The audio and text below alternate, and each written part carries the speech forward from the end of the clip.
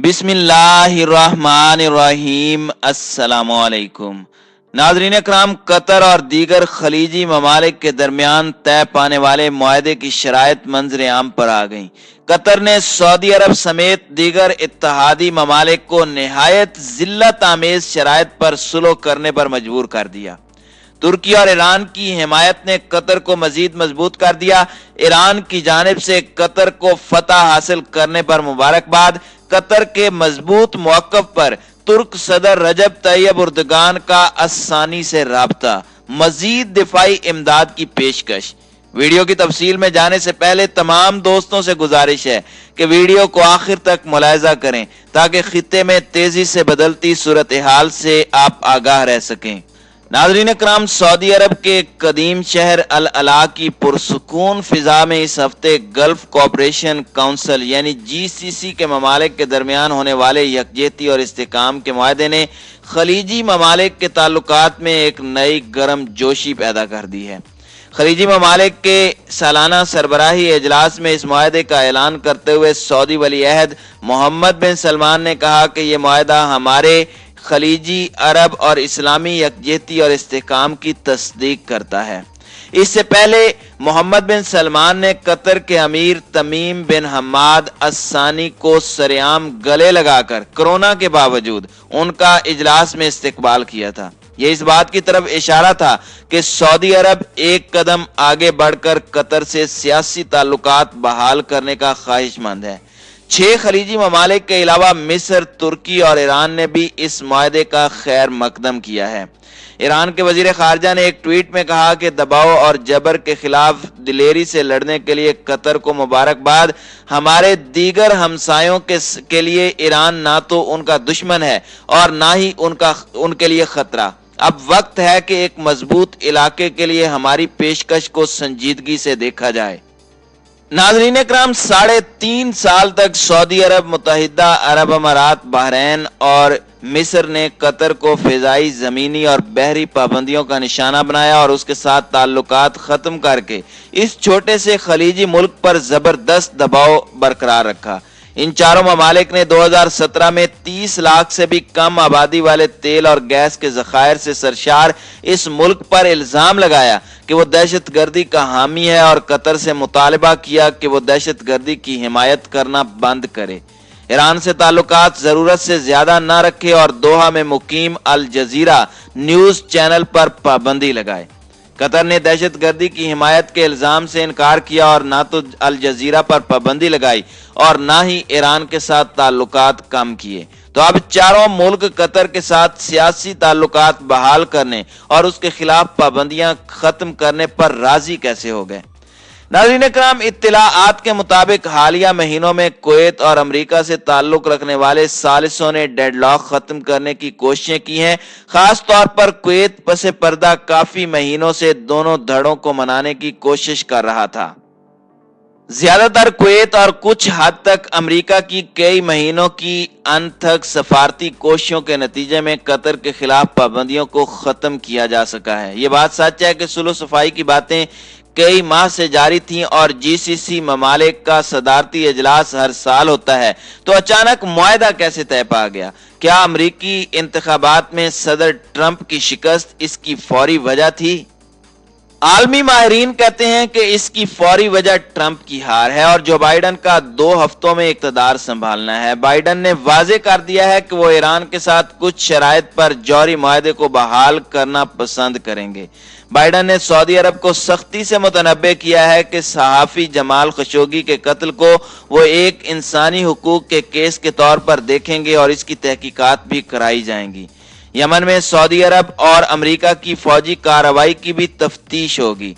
दूसरी जानिब कतर के अमीर अस्सानी के रवैये में कुछ नरमी देखने में आई, जिससे मसला हल करने में आसानी हुई।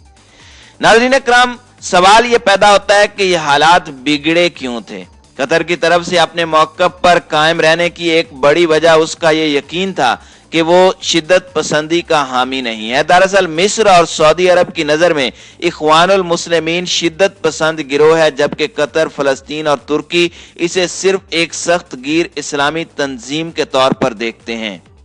कतर शिद्दत पसंदी की हिमायत करने से इनकार करता है। उसने गजा, लीबिया और दीगर मकामात पर सियासी इस्लामी तहरीकों की हिमायत की है, खास तौर पर रिवायती इख्वानुल मुस्लिमीन जैसी तंजीमों की, जो खलीजी ममालिक के नजदीक शिद्दत पसंद तंजीम है। इसके अलावा कतर ने ईरान के साथ ताल्लुकात मजबूत न करने के लिए दबाव को अपनी खारजा पॉलिसी पर हमले के तौर पर देखा है। हालांकि जीसीसी के एक रुकन की हैसियत से कतर इस बात के लिए पाबंद हो सकता है कि वो गिरोह की तयशुदा पॉलिसी पर अमल करे। दरअसल कतर और चारों ममालिक यानी सऊदी अरब, मुत्तहिदा अरब अमारात, बहरैन और मिस्र के दरमियान ताल्लुकात 2014 में उस वक्त खराब हो चुके थे जब इन चारों ममालिक ने अपने सफारतकारों को कुछ माह के लिए वापस बुलाने का कदम उठाया था। यह इस बात की तरफ इशारा था कि इनके दरमियान ताल्लुकात में कशीदगी पैदा हो चुकी है। नाज़रीन इकराम, इस मुश्किल वक्त में दोस्त ममालिक का साथ भी कतर की ताकत बना। इस पूरे 3.5 साल के अरसे में तुर्की ने कतर की खातिर खा हिमायत की। इससे पहले भी कतर का तुर्की की तरफ झुकाव वाज़ेह था। पाबंदियां शुरू होने से 1 साल पहले यानी 2016 में कतर ने अबूरी तौर पर तुर्की को एक फौजी अड्डा कायम करने की इजाजत दी थी। कतर के इस कदम ने सऊदी अरब और मुत्तहिदा अरब अमारात को नाराज किया और उनकी तरफ से सख्त रद्द-ए-अमल भी सामने आया था, लेकिन कतर ने ऐसा करके शायद ये पैगाम दिया कि कतर एक छोटा मुल्क जरूर है, लेकिन उसके दोस्त बड़े और ताकतवर ममालिक हैं। बहरहाल बात इतनी आगे बढ़ गई कि जून 2017 में सऊदी अरब, मुत्तहिदा अरब अमारात, बहरैन और मिस्र ने कतर के साथ सियासी ताल्लुकात को मुनक़ते कर दिया। इन ममालिक ने अपने सफारतकार वापस बुला लिए और मुल्क पर सख्त मुआशी पाबंदियां नाफिज कर दी। कतर के सामने रखे गए मुतालिबात में तुर्की के फौजी अड्डे को फौरन बंद करना भी शामिल था।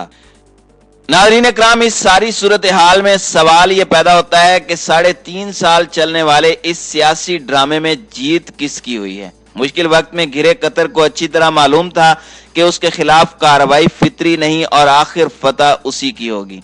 पाबंदियां खत्म करने के लिए कतर के सामने दरअसल 13 शराइत रखी गई थी। 1-2 को छोड़कर कतर ने कोई भी शर्त नहीं मानी। मसलन 4 बड़ी शराइत ये थी कि अल जजीरा पर पाबंदी लगाई जाए, ईरान के साथ ताल्लुकात महदूद किए जाएं, शिद्दत पसंद तंजीमों पर पाबंदी लगाई जाए और उनकी हिमायत खत्म की जाए और तुर्की के फौजी अड्डे को बंद किया जाए।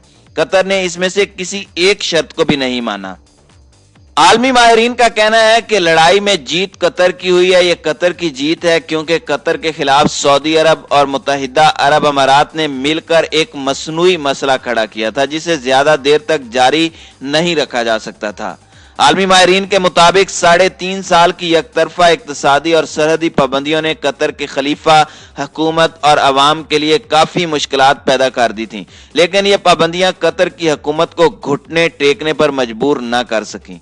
दूसरी तरफ सऊदी अरब और मुत्तहिदा अरब अमारात ने यह अंदाजा नहीं लगाया था कि कतर अपनी फौजी सलाहियत इस कदर बढ़ा लेगा कि यह एक इलाकाई ताकत बनकर सामने आएगा। पाबंदियां लगाए जाने से पहले उसकी फिजाइया के पास सिर्फ 12 जंगी तैयारे थे और अब उसके पास तकरीबन 250 जहाज हैं। 250 तैयारे आ चुके हैं। इसके अलावा ड्रोन्स खरीदे हैं। उसने अमेरिका से लेकर तुर्की, इसराइल, ईरान, फ्रांस, बेल्जियम और जहां से भी मुमकिन हो सका वहां से हथियार खरीदकर अपनी ताकत में खातिर खा इजाफा किया है। यह पाबंदियां माशी नुक्ता निगाह से दोनों फरीकैन के लिए नुकसान दे रही हैं। मुत्तहिदा अरब अमारात और सऊदी बैंकों ने मिलकर कतर की करेंसी को कमजोर करने की कोशिश की, जिसमें वो कामयाब नहीं हुए। अल जजीरा के 30 सहाफियों के अकाउंट भी हैक किए गए, लेकिन कुछ नहीं हुआ। इस पूरे मामले की वजह से कतर पहले से कहीं ज्यादा मजबूत मुल्क बनकर सामने आया है। उनकी कोशिश थी कि कतर में एक कठपुतली हुकूमत का क़याम करके उसे अपने मतहत कर लिया जाए, लेकिन सऊदी अरब और उनके दीगर हवारियों को मुकम्मल नाकामी हुई। कतर अब पहले से कहीं ज्यादा मजबूत मुल्क बनकर उभरा है।